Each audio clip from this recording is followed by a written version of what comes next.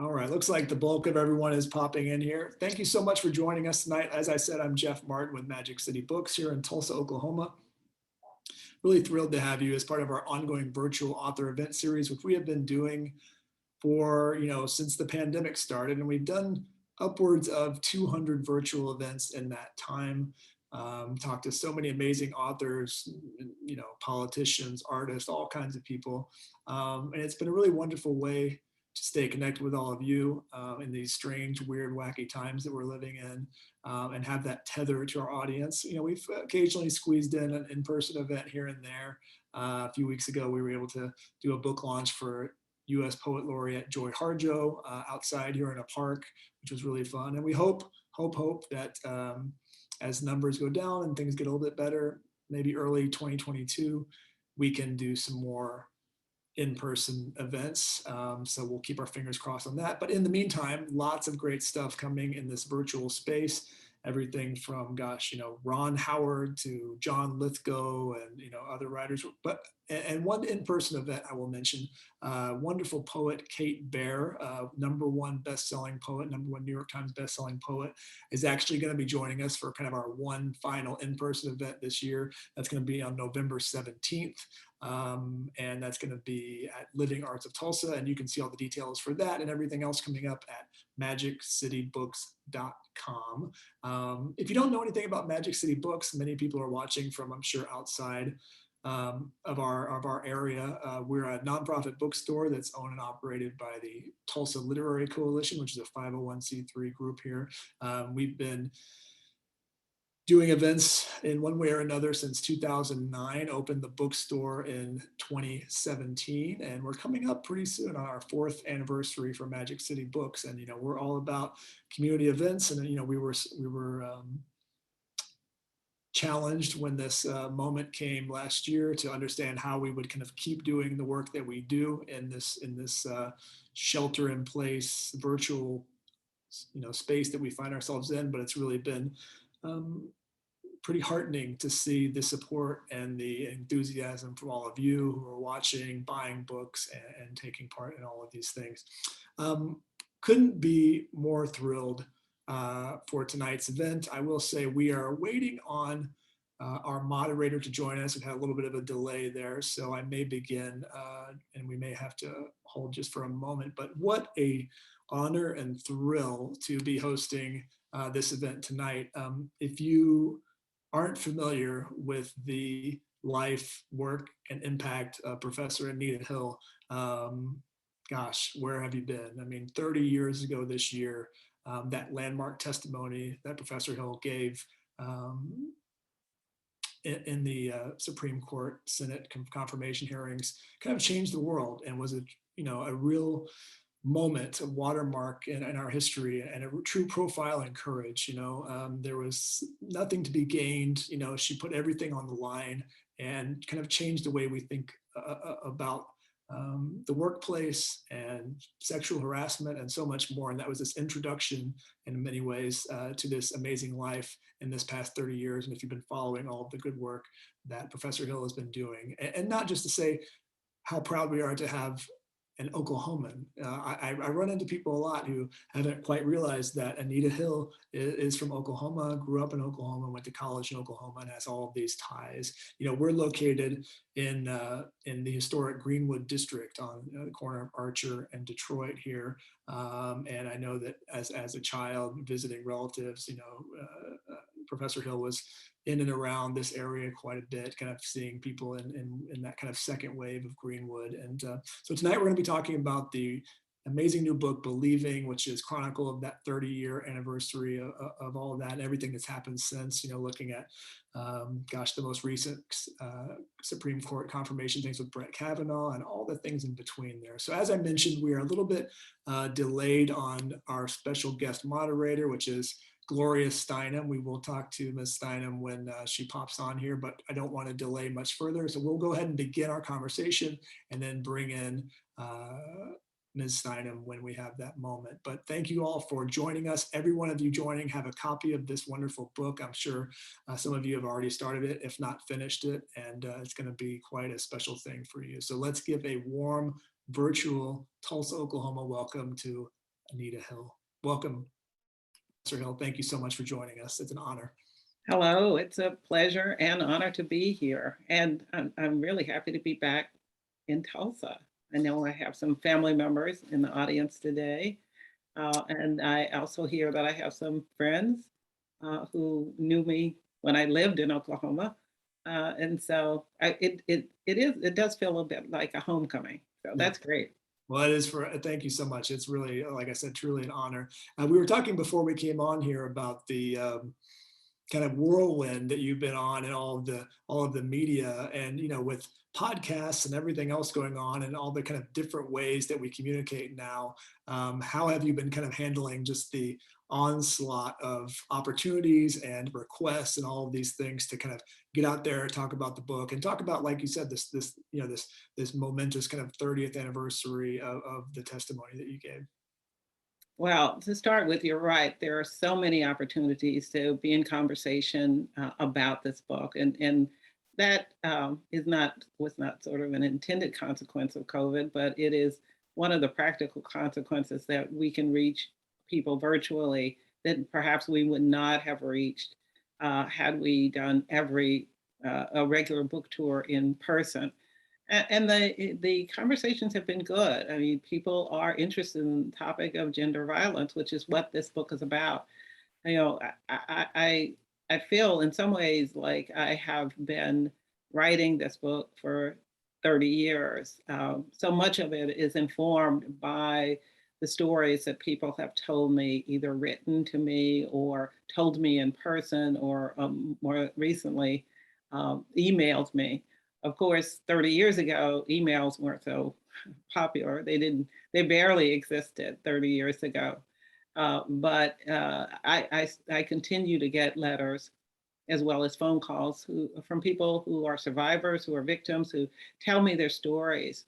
And it's really that experience of hearing from victims and survivors about their experiences with gender violence, as well as the questions that they have about how they can help prevent what happened to them happening to someone else.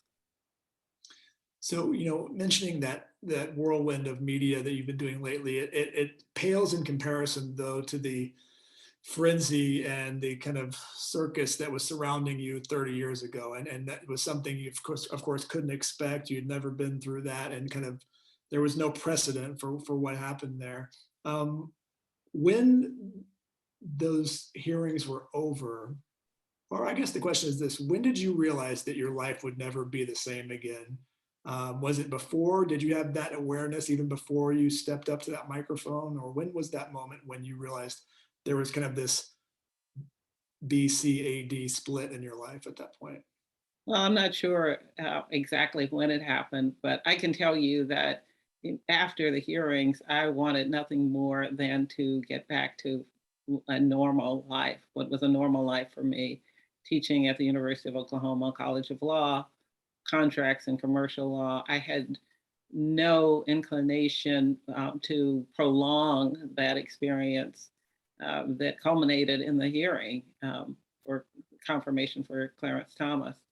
Um, but eventually, once I started hearing from folks, once I started realizing that what I experienced in terms of sexual harassment was really just part of the problem, that there is a whole range of behaviors that fall under the umbrella of gender violence, and that um, victims who were coming to me, victims of incest, victims of rape, sexual assault, of course, victims of harassment.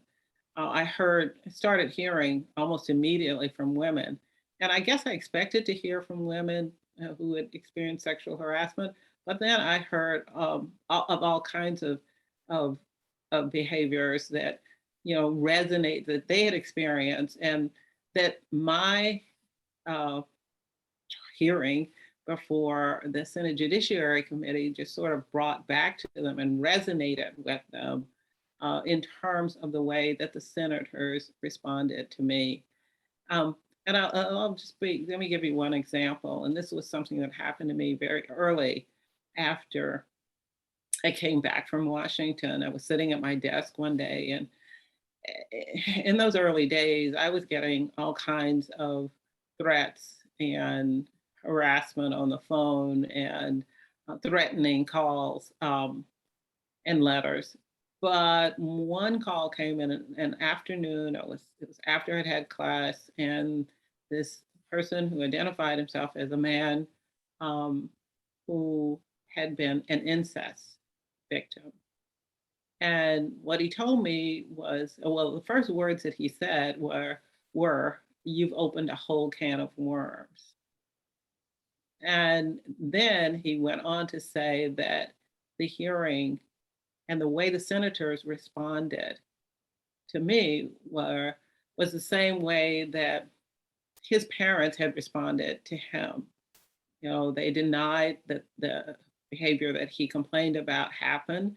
They took the side of a relative who had been abusing him, which of course left him really pained and wondering if anybody could really ever understand him and support him in the way he needed to be. And as the conversation went on, you know, what he told me was that even though it was painful to watch, that uh, the watching the hearing actually affirmed him and his experience, and made him realize that he was not alone, and that his parents' reaction was not personal, that it was something that was built into the culture, and was even exhibited by powerful people like the senators who made up the Senate Judiciary Committee. So, you know, it was an awakening for me because I had not expected to hear from men. And over the years, I've heard from people of all genders and all races, and with a whole range of experiences with violence that we really, as a country, as a society, need to take note of. So the title of the book is Believing, and it's a term, of course, that we hear. Um, but I was thinking the lexicon for even talking about the issues that you've spent your life working on now didn't really exist at that time. I'm sure a lot of people heard about sexual harassment for the first time in many ways during your moment in the spotlight. And a lot of these terms didn't exist, or at least they were not widely used or known by the populace. Now, in the wake of Me Too, and we have kind of more of a kind of a toolkit to talk about these issues. How important is it for the general public to have an awareness of people who have not necessarily been on either side of these issues, but want to be supportive of the cause, having these tools, even if it's just words, ways to think about things, descriptions, how important is that to the goal of changing these things? Well, I want to talk about a couple of things. Having those tools are important, and I do want to talk about that. But the first thing that I want to talk about is how the general public responds to victims. And I was very, very fortunate that after the hearing where I felt that I had been re-victimized, I was very fortunate to have friends, as I said, some in the audience. I had a wonderful support from my family. Some family members I hope are in the audience tonight. And having that support really enabled me to do the work to get to the point where I began to understand what other things needed to happen in terms of supporting victims. And it's true, we need to give victims tools, but my focus of the book really is on changing the public reaction, the social reaction and the cultural responses, almost reflexive responses that we now exhibit when someone comes to us and complains of a problem. It's almost automatic And you should do a social experiment. Someone has told me about it, but in the book I write about the term "not so bad." And when I described my experience as a witness under oath, I described my experience. Senator Arlen Specter, very much belittled it. He used the term, basically to describe what I was saying about Clarence Thomas as not so bad. And so I went in believing, and I started looking at all of the phrases that we hear over and over in throughout our lives, starting very early, where we tell small children when they complain about bullying or torment. When we see little girls and we tell them that when a boy acts mean to them, that in fact that's because the boy likes them. Or when we tell children, don't make a big fuss out of this, or why are you the only one complaining about this behavior? What we're doing is we are actually grooming victims to remain victims and to accept bad behavior as something that's natural and normal. How many times do we say, well, that's just boys being boys? Or this is the way men act because that's just a sign of, masculinity. And, we are not only grooming our children as victims, but we're grooming abusers to accept their own bad behavior and to believe that they should not be punished or there should not be consequences of any kind for exhibiting the bad behavior, not negative consequences anyway. And so I think we need to think about the problem with gender violence in terms of the way the culture trains us to respond to it and recognize how that is keeping it and holding it in place and protecting it, which means that it gets passed on from generation to generation. So I want to talk about social media. It's hard to even imagine what your life would have been like if what happened to you and that went on in the age of social media. Imagine if Twitter had existed in 1991, how that would have been. You can kind of imagine it. Having seen what Dr. Christine Blasey Ford went through in that space, you can kind of understand what that would be like. And I will mention, you have this wonderful new podcast out if people haven't heard it yet, where you're in dialogue with Dr. Ford. But do you see, you have done all this work in that space.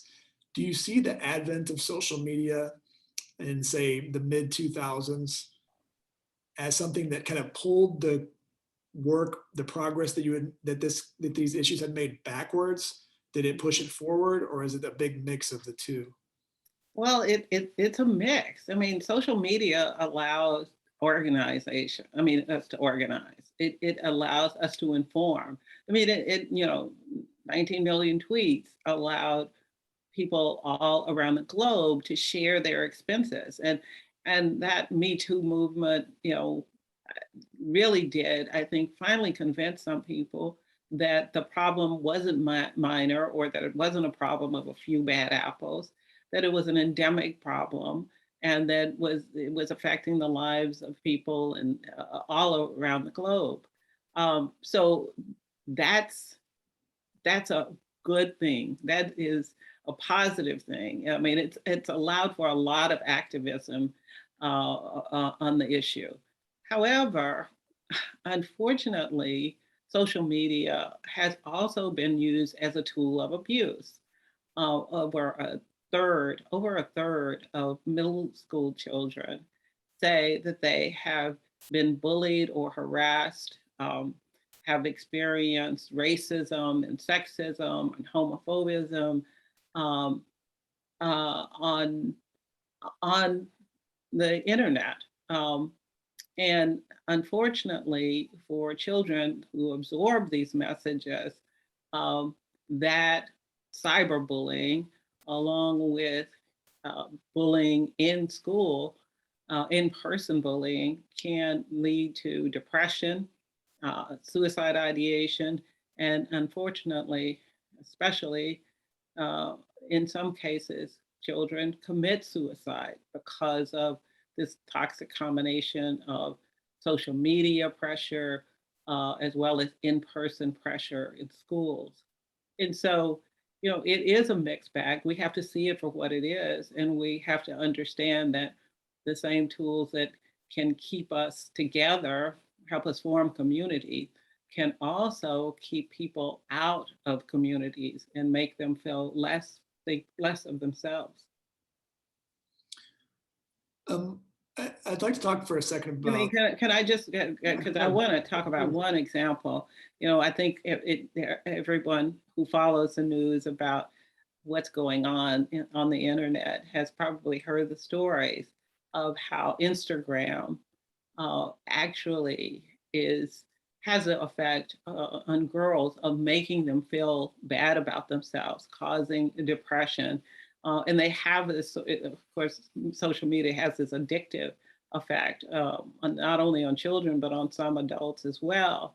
And so, you know, it, it, um, it is a mixed bag and it's a complex bag, just like the whole problem of gender violence is a complex bag. It's not, there's no simple answer to what we do about social media and the harm that it's causing. Yeah, I believe there was an internal study from Facebook where they did this kind of temperature check, and some of that was released, and they, in their own accounting, had something to say about those Instagram impacts, which was pretty fascinating. Um, you say in the book, I'm paraphrasing slightly, about the intersection between race and gender-based violence, and the idea basically is that neither one will be eliminated until both are dealt with equally, and that you kind of see that running both directions. Can you talk a little bit about what you mean by that? Well, the combination of racism and sexism, or racism and misogyny, is quite toxic. And what it results in is a higher rate of harassment and abuse uh, uh, uh, of women of color.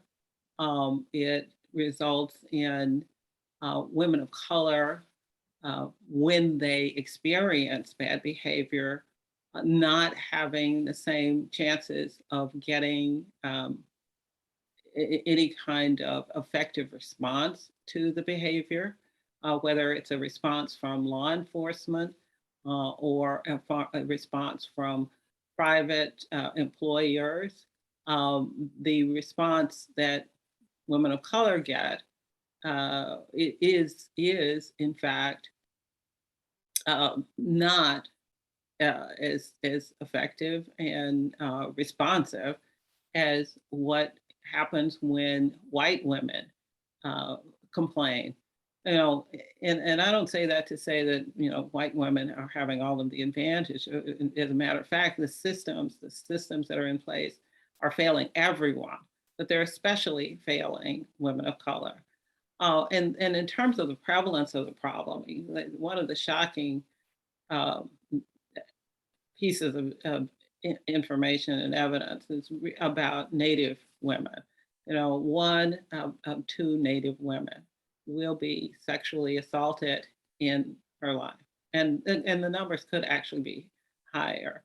The number of missing and murdered Native women in this country is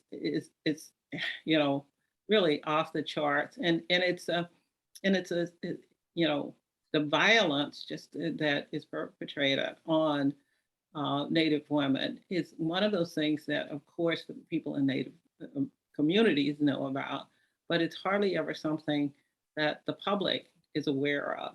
In fact, I remember being at an event in Utah, and I was just waiting in a line before a program, and these two women came to me, and they said, two women, I don't remember their tribal affiliation, but they came to me and said that they had driven 4 hours because they wanted somebody to be able to spread the word about the problems that Native women were experiencing.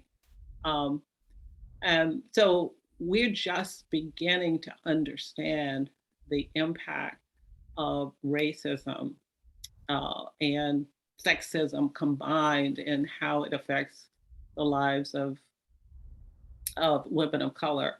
And I'll just tell one more story about my experiences with regard to racism and sexism combined.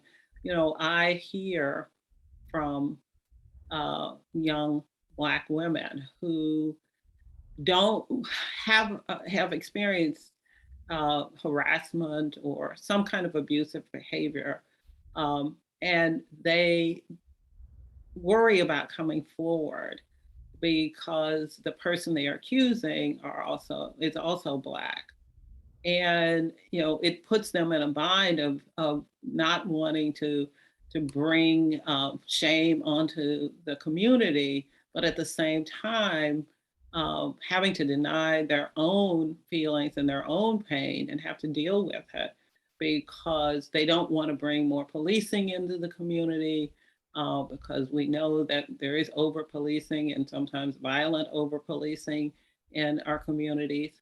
And so they suffer.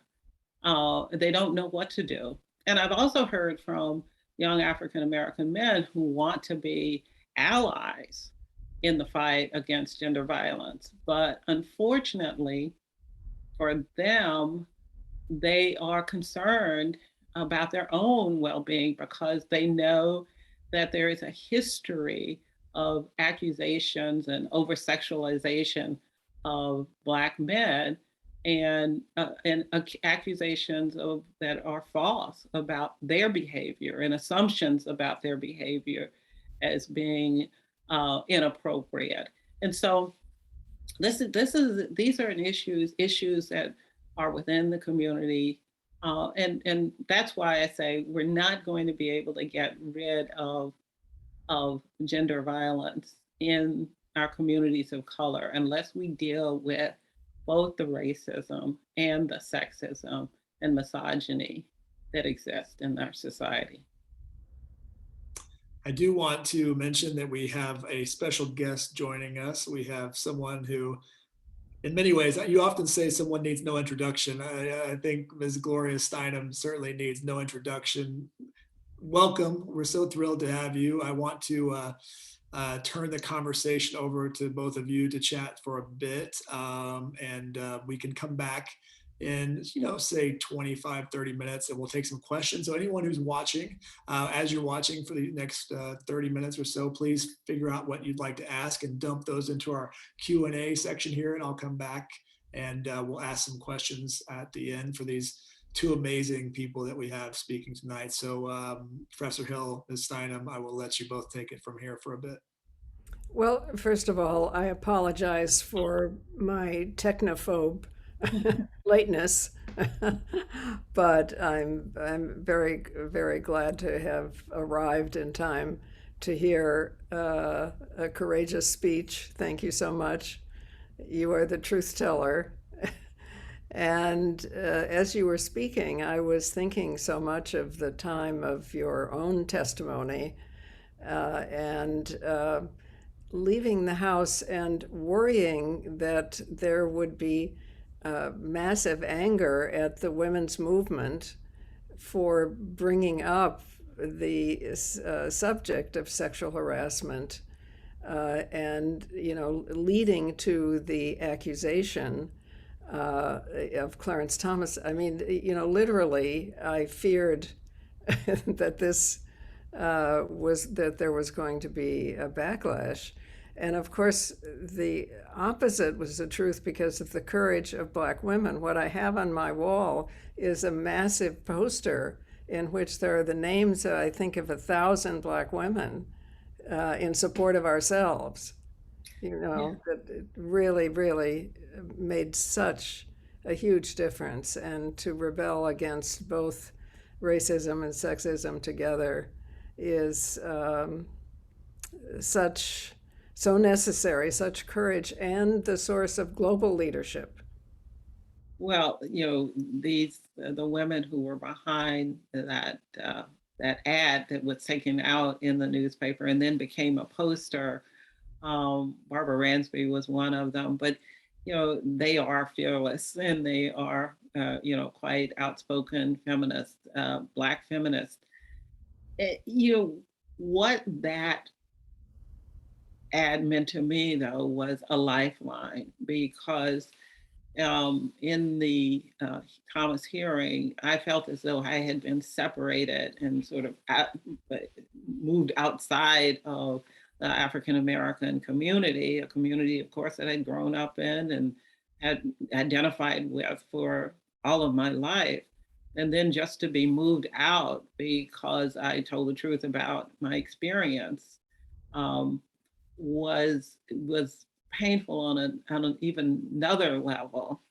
Um, but having that affirmation of my experience and for them connecting it with the experiences of people in the past, what I've learned since then was the women who brought, or the majority of the women who brought the early sexual harassment cases were African American women. That Rosa Parks, of course, now we know, was doing work to end sexual violence and violence against Black women, even before the boycott, the bus boycott, and her organizing engagement with that effort. We are a part of a history of of of rejecting this idea that we somehow deserve to be violated, or that we don't deserve protection from violence.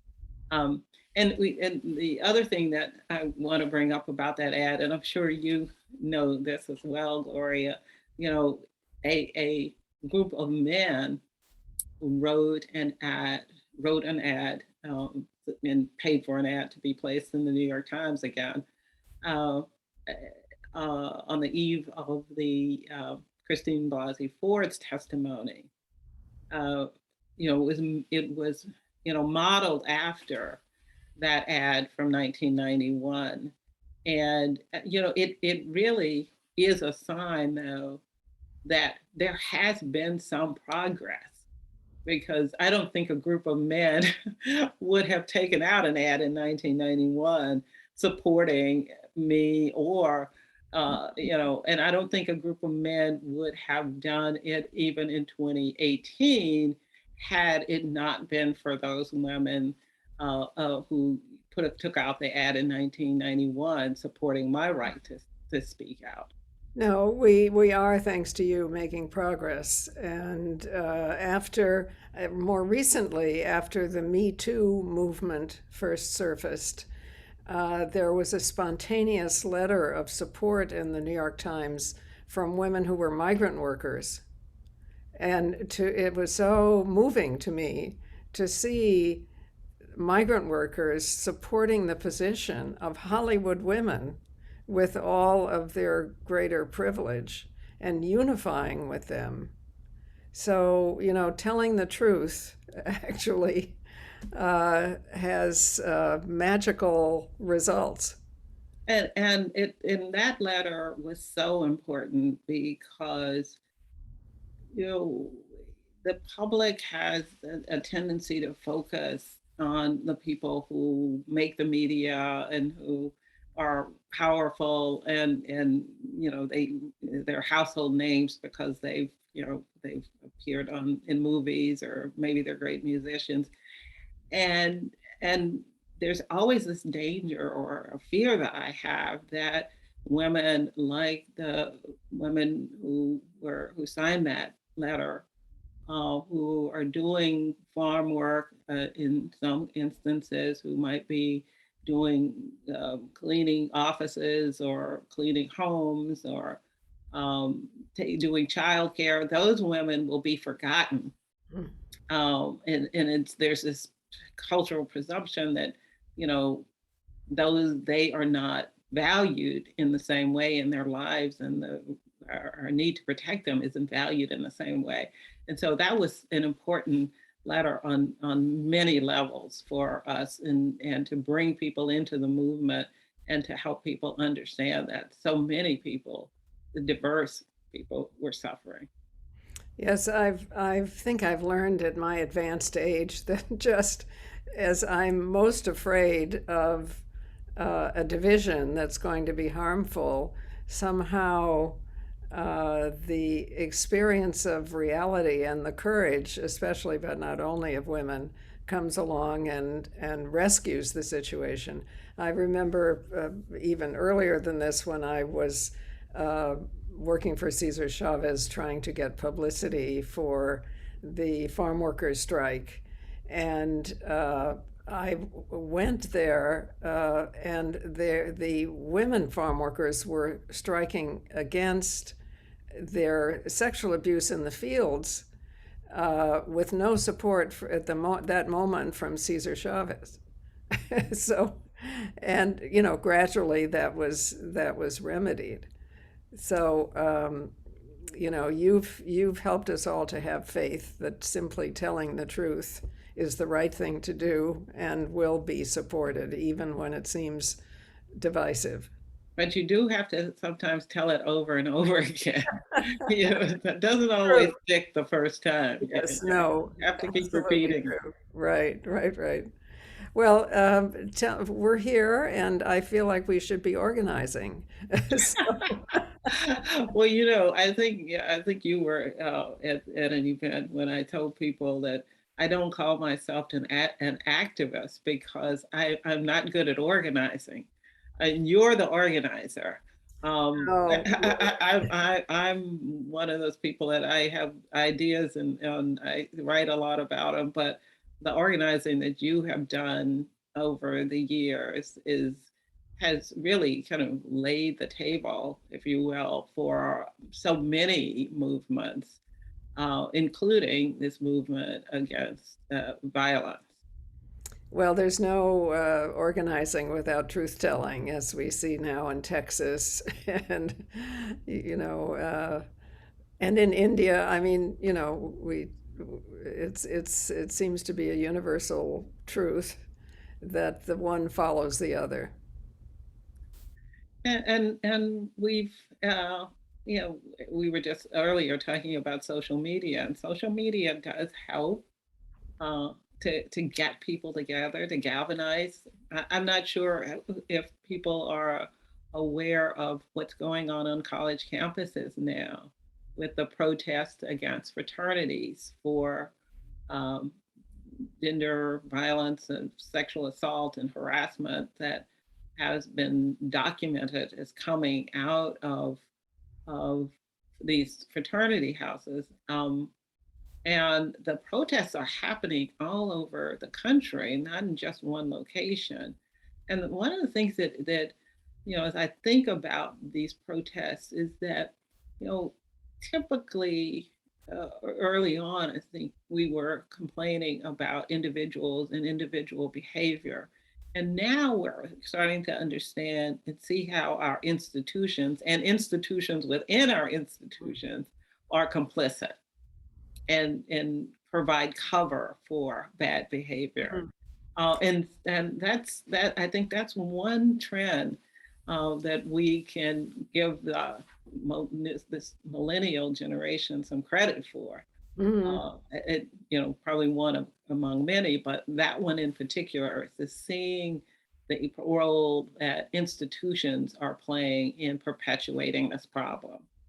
Yes, I think the campuses have finally discovered that their original fear that if they disclosed the fact that there was one case or several cases of sexual assault on campus, that parents would no longer want to send their daughters to that school.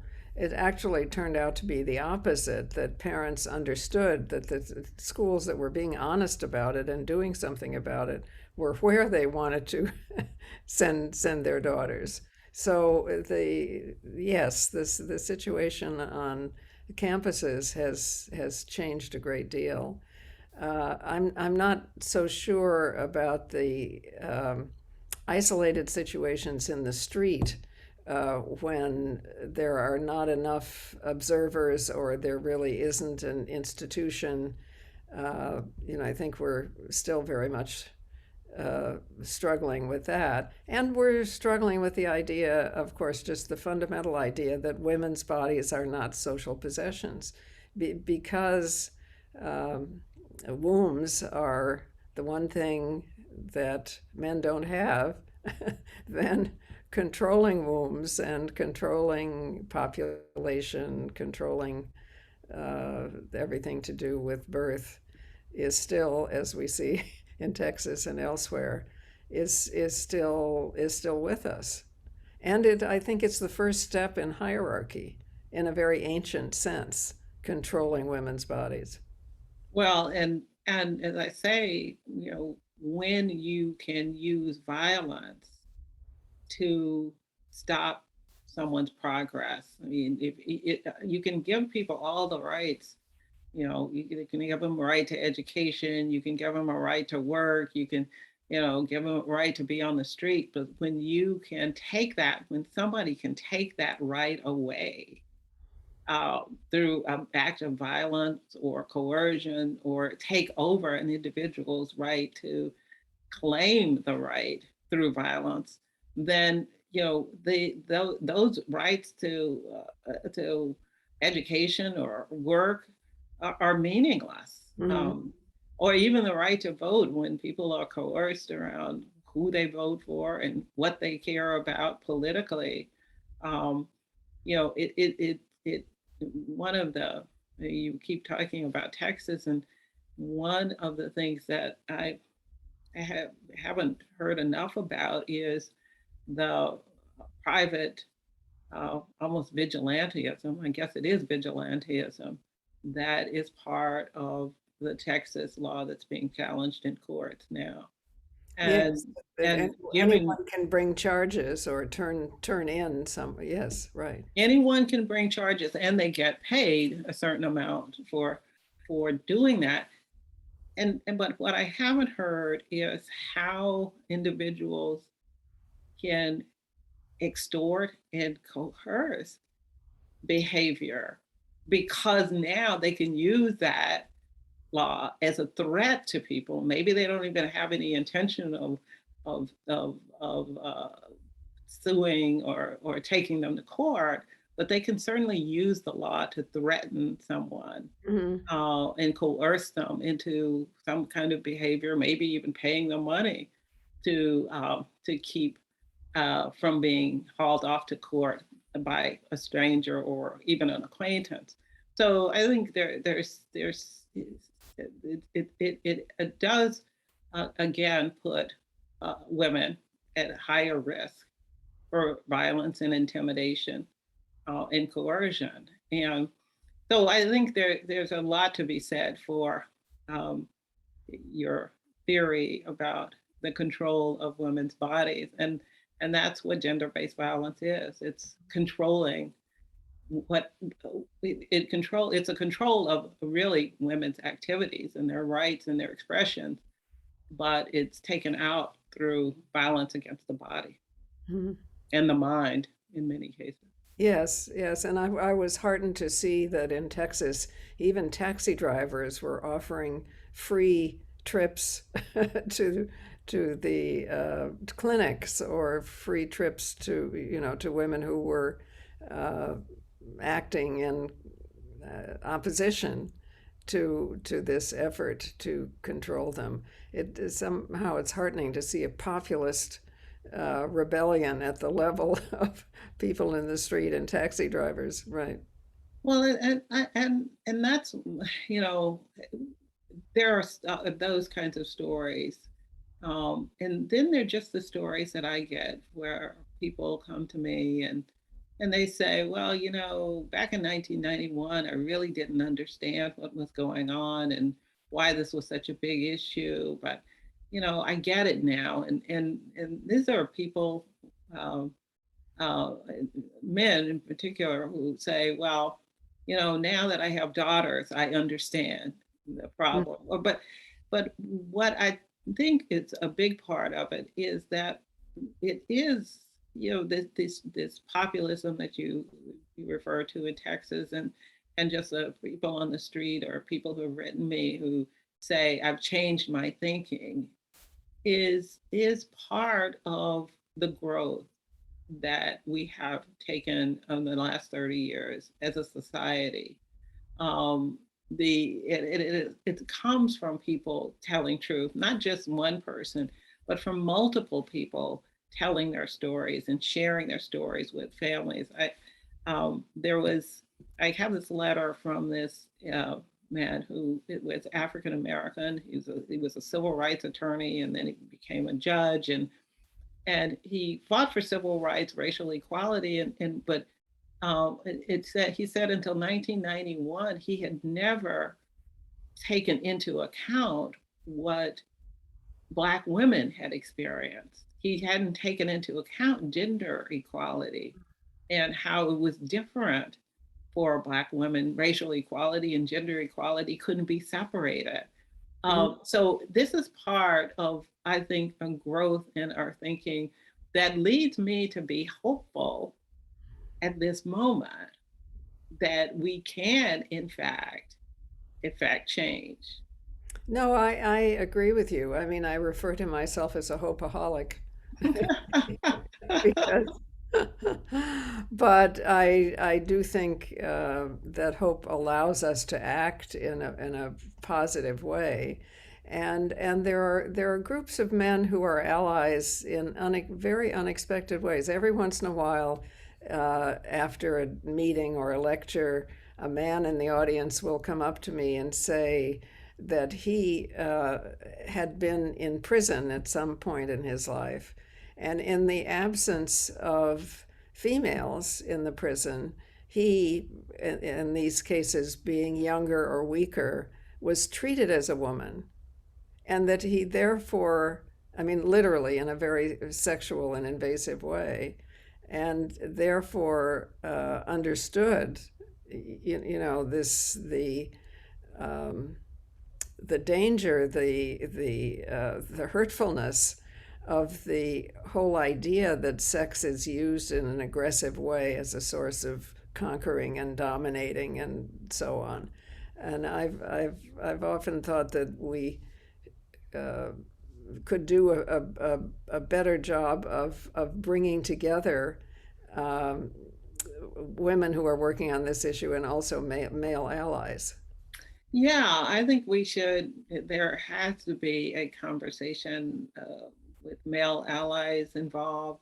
But I also think we need to provide space for male victims to tell their experience. Yes, well, this man had become an ally because he was a Yeah, victim. Yeah. yeah, but Right. just, for whatever reason, it's still really hard for men to talk about their own experiences. I mean, I do joke about the guys who say, well, when I became a father, I understood. And I said, well, is that patriarchy just all over again? Or is that really an understanding of the problem? Either way, it brings people into the conversation, however they get there. Mhm. And I'm willing to start there. But I have been in at events. I remember once, just a few years ago, I was at an event and I raised the issue of male sexual violence and other kinds of violence perpetuated by men against other men that really is that targets men who um, uh, are are said to be less masculine or Mhm. more feminine or and a day after I had spoken, uh, a man said to me, wrote an email to me. He'd been in the audience and he said, I'm so glad you mentioned men because people don't talk about the subject with men and men don't talk about the subject. Um, and so I think that's another place that we need to bring this conversation around to so that we can embrace the issue in a very inclusive way. And that's what I'm trying to do in the book is to be inclusive about this conversation. And when we are, I think we can't help but understand that where we are right now with this issue, with the huge numbers around intimate partner violence and sexual harassment and rape, and the failed responses to all of those circumstances, we really are at a crisis where we need to make change, and we need to begin with at the top with our leaders. Our leaders have to take this on Hmm. because it's such a complex problem, driven in part by culture, but then built into our systems and structures. And it's only going to be undone if we attend to both the cultural issues and the structural issues. No, absolutely. I mean, has to become an intrinsic part of our expression of democracy. That if you don't possess your own body, if your own physical self daily in school or in prison or wherever you are, if you are not safe, that you are not living in a democracy. It is not. That's comes even before the vote. That's Right. your physical self. And if our expressions of the importance of democracy started with the necessity of physical safety and respect, uh, and then we get to the vote, you know, I think we would have a more organic, safe democracy. Well, as one of the Grimsky sisters said, back early in the early part or history of this democracy, um, men need to take their feet off our necks. Yes, yes. And I think that was meant literally as well as figuratively. I think it was about giving us getting giving us our freedom Hmm. to be free to exercise our rights, but also to be free of harm that is caused by someone with their foot on our necks. Hmm. Yes, no, absolutely. And in some of the earliest expressions of what we now think of as feminism were inspired by Native American women who were neighbors and who uh, lived in uh, more egalitarian cultures in which there was punishment for any assault on a woman, and in which women could be leaders and so on. I mean, you know, this was part of the inspiration in upstate New York for the initial suffragists.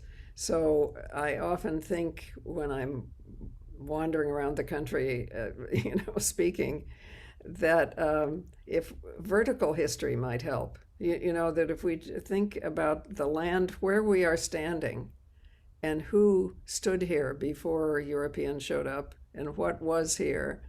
I mean, I live near Central Park in New York. I go out and put my hand on the igneous rock things there and think, okay, who put their hands here before, Mhm. and how did they live? Because part of the discouragement is not knowing that it can be different, that Right, it was ever different. right. And part of the discouragement is the unwillingness to look at how other cultures have treated this issue and learn from other cultures. Hmm. I Yes, see no. Jeff is back. Pardon? I I think see Jeff is back. Oh, I think we're hi. going to Oh, do a Jeff. few Hi. questions. Yeah, I want to take time. We have a few questions from the audience. And so one question comes from Lori, who says, um, the tension between speaking the truth and the need to do so, and the lack of consequences for male figures who are in positions of authority. How do we encourage victims to take that risk in a society that still re-victimizes them? Hmm. Well, I take the approach that yes, I do want people to come forward, but I take the approach that now is we have put so much of a burden on victims to stop bad behavior. It's now time to put the pressure on leaders to stop the bad practices and policies and procedures that have failed us. Um, it's just heartbreaking for me to think that I ask people to step into a process that I know was not set up to give them a fair chance to be heard, that won't somehow lead to retaliation. I mean, people still fear retaliation, and with good reason, because it exists. And not everybody can really afford to take that risk of complaining about a job or a supervisor, because they could very easily lose that job and nothing could be done. And I want to work on the fact that that still happens. I want to work on fixing that part of our structures. And so that when we send people into a process, we know that they have a fair chance at being heard. And so I'm really trying to shift the way we think about this, because, just telling people to go into the process over and over again with no change to the process, it's just like, somebody today saying to an individual who may have a complaint about the behavior of a Supreme Court nominee. Do you just tell them, keep going in there? Eventually they'll get it right. And instead of saying, Senate Judiciary Committee, get the process right, and you will have better representation in our courts. So yes, we now have 2 sexual harassers on our Supreme Court. Well, and we have people who have no trust and confidence in the integrity of the courts because of it. Mm-hmm. Well, regardless of our trust in the court itself, our trust in our colleagues daily in the movement, in our daily behavior, I do think has increased. I see many more people who are willing to come forward and say what actually happened to them and find some support. So hopefully that eventually will sift up to the Supreme Court. I think just well, babe, but in the other direction, yeah. But if we did a survey at the of the entertainment industry, and it was very interesting because there wasn't any group. We divided the group, analyzed the data based on race, gender, sexual identity, age. I mean, we looked at just about every category to try to figure out what different people thought. And there was not any one group of individuals that we analyzed that believed that a person who with greater power or authority would be held accountable for wrongdoing, wrong behavior, especially if the person who was complaining was someone of lesser authority. Mm. So, we still have a long way to go to convince people that there is accountability, and it starts with holding people accountable. Yeah, no, that's quite the results of the survey you're quoting, which I had not heard, are quite discouraging. I mean, in a way, I may see less discouraging examples because they are outside of, or they're more frequently outside of such structures. Yeah, well, I think that's the important thing, though. People come forward. That's people ask me too, every time we have one of these big disappointments, people ask, will people come forward now? Is this going to discourage? The last time I think was when the Cosby verdict was reversed. And somebody said, "Do you think this will keep people from coming forward and complaining about rape?" And I said, I never am one to say that any one thing will stop people from coming forward. In fact, it seems to be the reverse, that people step up when they feel like, this is wrong. So it is a mixed bag, but people still are skeptical about whether we are willing to hold powerful folks accountable. Mhm. We'll get a couple more questions in here before we wrap up. One question, of course, this applies to both, but I think one more a little bit than the other. And this is from James, who says, would passing the Equal Rights Amendment at this point in time make an impact on any of the issues that you've been discussing? So every couple of years we hear about another state that's getting us a little bit closer to the ratification of the ERA. Can you speak to that a little bit? Well, there is a massive, well-organized effort to finally, after 50 years, uh, pass the Equal Rights Amendment. And if you go online to the ERA Coalition, you will discover that. We are still the only democracy in the world that does not include women equally in our documents that guarantee democracy. And I do think it makes a emotional, psychological difference. The part of the problem for the Equal Rights Amendment is that people think we already have it, right? Or they don't understand how much difference it would make. So I thank the questioner for this ability to say, go online, find the ERA Coalition and support it. Yeah, and I would say about that, I think anything any law that on the book promotes equality is helpful. And it's really up to us after the passage of the Equal Rights Amendment to figure out how it can be helpful in different ways. So this is one topic. It can be helpful maybe in equal pay. Maybe it can be helpful in terms of equal access to education, or but that's the work that gets done after the passage. Mm-hmm. And that's important work. But getting that law on the books is the beginning. And just the shame of realizing we're the only democracy in the whole world that does not have women in its include women in its constitution. Well, there is also a lapse of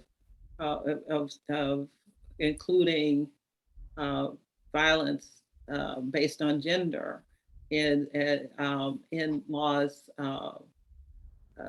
that define hate crimes. Yes. So that that's not a universal. I mean, the idea that you can identify a hate crime based on any number of characteristics is a new thing in this country. Why we have failed to include gender as one of those characteristics is both telling and scary. The argument against it is sometimes, well, that's too common. Yeah, I mean, that's the scary part. Yeah, right. So we have a bunch of questions. I'm going to try to combine several because we have two main areas. One is a general question that touches on something that you mentioned, Ms. Steinem, which was you're a hopeaholic. And most of the questions have some way of asking, how do you maintain hope, especially in light of things, for example, someone brought up in Oklahoma, we've been passing all these crazy laws, for example, dealing with banning, certain teaching of what's called critical race theory, or banning certain texts. These things are happening very much in the moment. How do you maintain that hope that you need to keep going forward? Well, I think we maintain it by discussions like the one we're having now. We maintain it by making sure that we have, however different we may be, we have people who share values, who are part of our lives every day, that we don't go through a day or a week without I mean, during COVID, it's been online. I think there has been somewhat more sharing, but sometimes when I'm feeling discouraged, I I just say to myself, okay, I'm going to talk to the first person I meet, and see if we can't come together on some issue.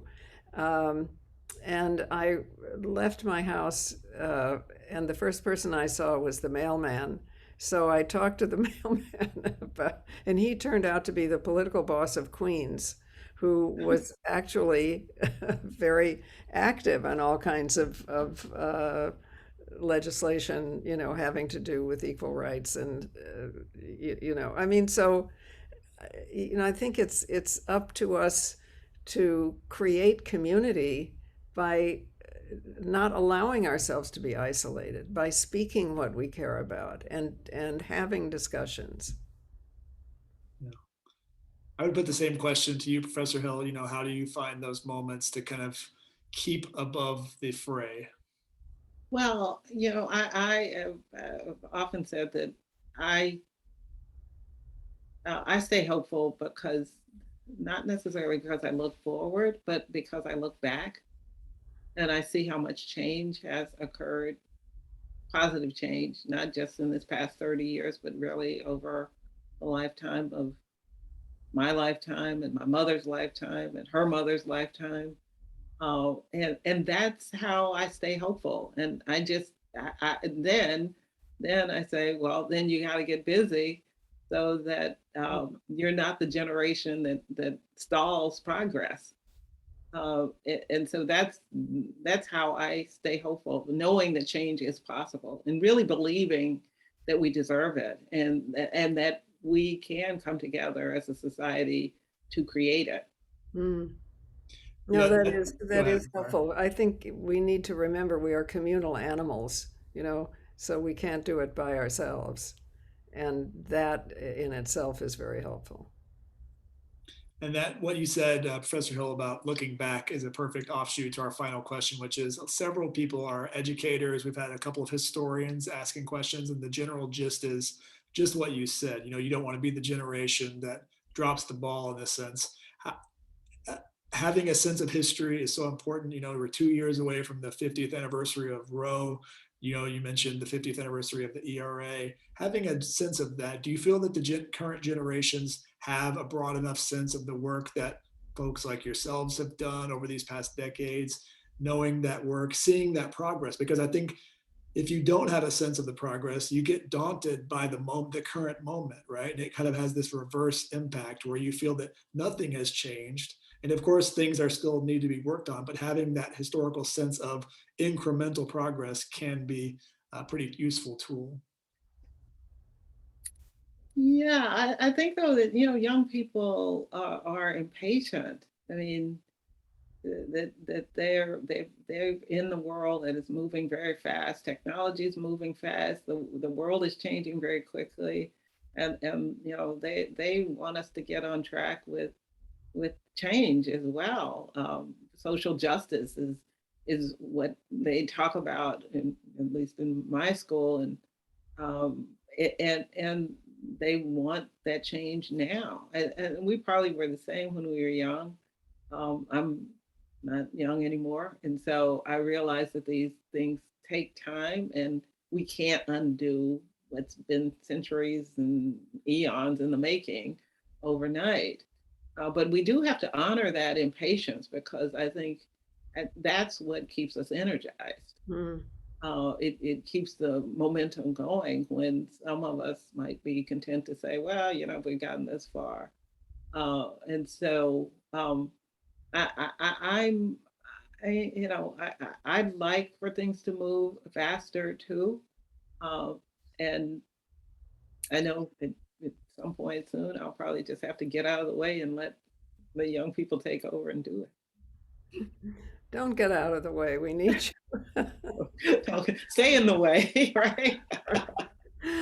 No, I was thinking when you were talking that yesterday I met with a group of young students, college age students in the park where there's a suffrage statue, right?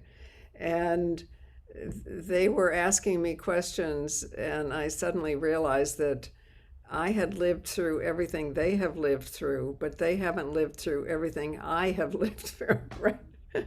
So they were actually more skeptical and more worried about progress than I was because I've seen more of it, if you see what I mean. Yeah. So I recommend intergenerational discussions um, for all kinds of reasons, because there are tactical questions that perhaps we can be helpful with. There is anger and outrage of theirs that we need, but our models of diverse organizing would be helped, I think, by including diverse ages. And I believe they need us to uh, console them when they get disappointed. Hmm. And that's something that I experienced. And I think there were a group of people in 2018 when Christine Blasey Ford testified and the Senate proceeded in the way that it did. I think there were a group of people my age who felt abandoned again, but there were young people who had all of their lives heard that they could be whatever they wanted, that things had changed, things were better, and they were really, really heartbroken to witness this. It just flew in the face of everything that they had been told and had been telling themselves because they had not experienced it before. Hmm. And so I think I became a consoler at that moment, and I think they appreciated my age at that point. Yes, absolutely. No, we do need to share whatever knowledge we have. When you were saying that, I was thinking of the election of Trump. That too, yes, that Yes, right. Because those of us in New York who knew him, and I mean, obviously he didn't win the majority vote, he was something of a fluke. But I think those of us who had seen him and all his flaws were somewhat helpful to those who lived outside of New York, who were more worried that he would be not just an accident of history, but a permanent turn in history. So we do need to share our different experiences. I think, this has been, we've had some pretty amazing dynamic duos on these virtual talks, but there's none that I'm more proud of and honored by than having both of you join us. It's been a real privilege and pleasure. I know it's meant a lot to everyone watching and everyone who has a copy of Believing, this wonderful book from Professor Hill. So thank you both for this time, for this conversation, for everyone for watching. I hope you all are well.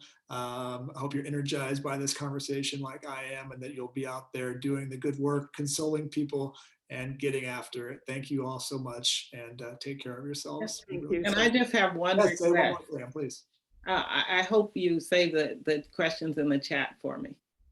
We can definitely get those to you. We will get you Thank the you. questions. We have lots of them. So thank you Oh, all for yes, joining us. yes. Well, can you send them to me as well? That'd be Yes, yes. we will Thank get you. those. We will get Thank those you. to you. Take care, everybody. Stay safe.